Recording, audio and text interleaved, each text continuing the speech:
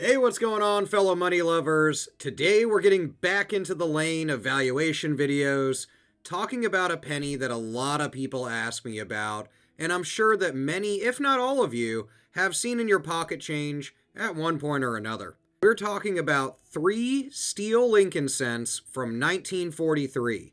This video will cover a coin from each of the 3 mints that produce them. These coins were all graded MS67 by NGC and recently crossed the auction block as part of the 75th anniversary spotlight sale. So we'll break down the mintages, the grades, and of course, the prices that these coins got at auction so you can see what collectors are actually paying for them.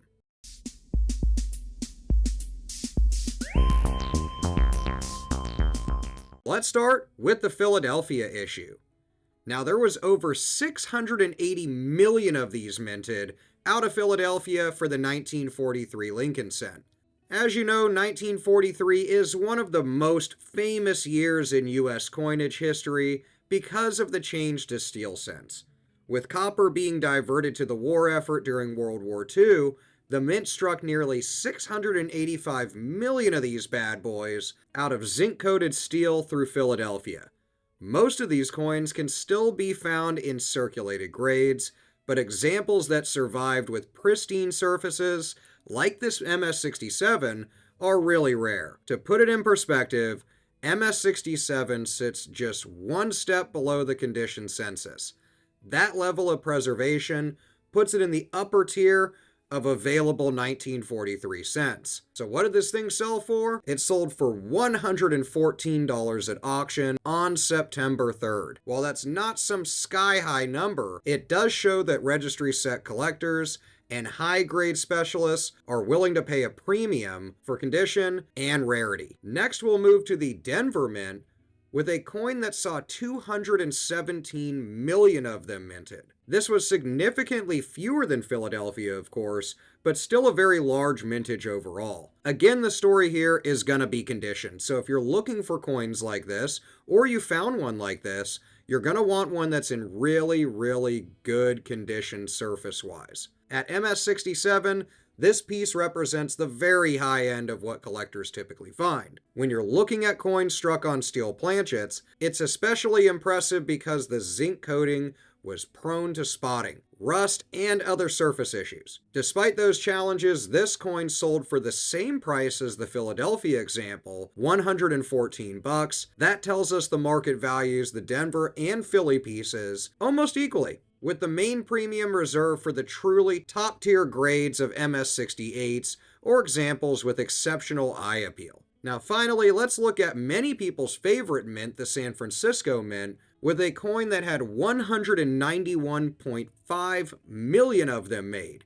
It does make it the lowest mintage of the 3 mints for 1943 though. Even so, we're still talking about nearly 200 million coins, so rarity is again tied to condition, not overall survival. This coin also graded MS67, but it sold for $94.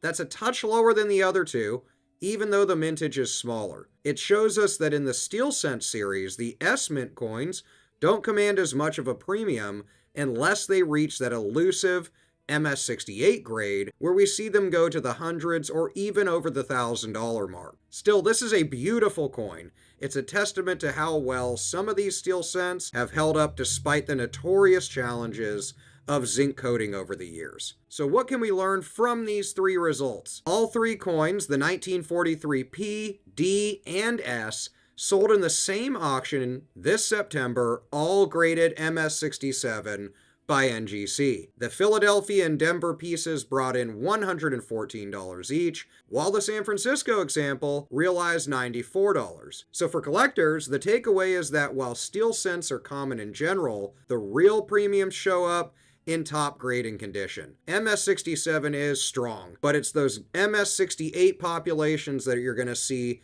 the most value, but there's often a fewer than handful amount of them that are out there that can soar into the thousands of dollars. If you're building a high-end set, these MS67s are an affordable entry point that still shows off an incredible and beautiful specimen of a coin. But if you're chasing record prices, then you might want to pull out the real bucks, as those MS-68s are going to be really, really expensive. Let me know in the comments what you've been searching for, what you think about these 1943 steel cents. Do you even care about steel cents? Do you collect them?